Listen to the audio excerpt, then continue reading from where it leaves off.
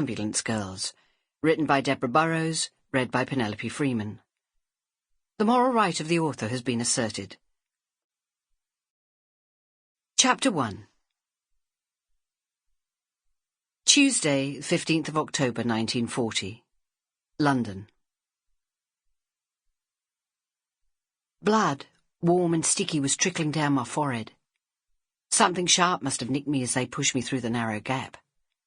Never mind, I was inside. "Hello?" I called out. "Anyone there?" The words disappeared into the darkness as my torchlight flicked over the mess of plaster, wood and debris. In the fog of soot and dust and ash, my breathing was shallow and unsatisfying, which added to the sense of impending doom that had gripped me the moment they shoved me inside.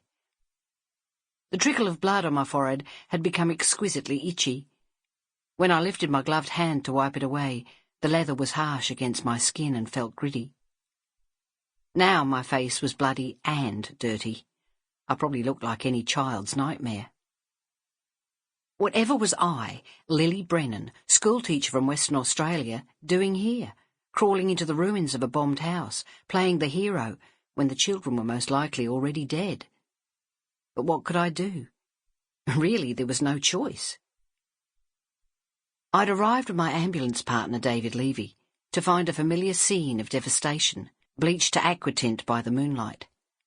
Piles of rubble stood in the middle of what had been a row of Victorian dwellings. They towered in gaunt ruin against the sky, between shapeless wrecks of masonry that showed the signs of a direct hit. Men's voices, brisk and businesslike, emerged from the gloom, between whistles and the occasional shout. Short flashes of torchlight appeared and vanished in the darkness as rescue workers sought doggedly for signs of life in the ruins. When I emerged from the ambulance, the warden had looked me up and down as if I were a prize cow at the Royal Show. As he did so, the letters on his tin helmet had stood out brightly in the moonlight. ARP. They stood for air raid precautions, and I had felt inappropriate laughter bubble up in my chest when I got a good look at him. How could this small man protect anyone from the destruction London had suffered in the past 5 weeks of air raids? And yet there was a quiet authority in his slow nod to me, and in the way he had then turned to throw a cryptic comment to the men standing behind him. "She'll do. She's thin enough." Levy, who'd come to stand beside me, laughed at that, saying, "I think she might prefer to be described as slim." There'd been no answering smile from the warden. Instead, he gestured at the ruins of what had been a house. "We've got 2 infants buried under the rubble there," he said. His clipped, precise voice did not at all obscure the horror of those words. "At least one's alive, or was alive until half an hour ago, because we've heard a baby crying. We understand they were left sheltering under a solid kitchen table before the bomb hit. Problem is the place is just holding together. If we disturb the site too much, it'll bring the rest down on top of them. It looks like someone slim as you, miss, could squeeze through.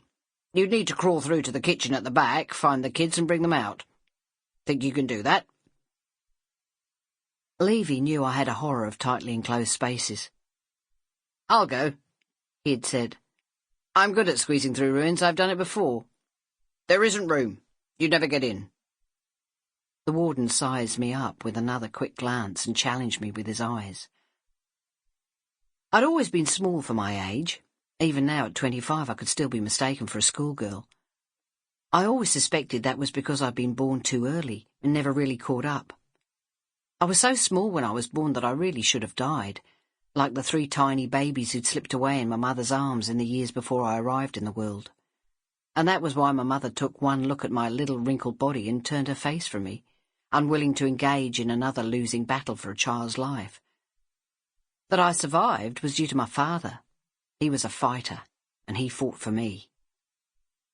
A woman who'd helped at my birth told him the best chance to keep me alive was to carry me next to his skin, where his strong heartbeat would teach my heart to keep beating when it forgot.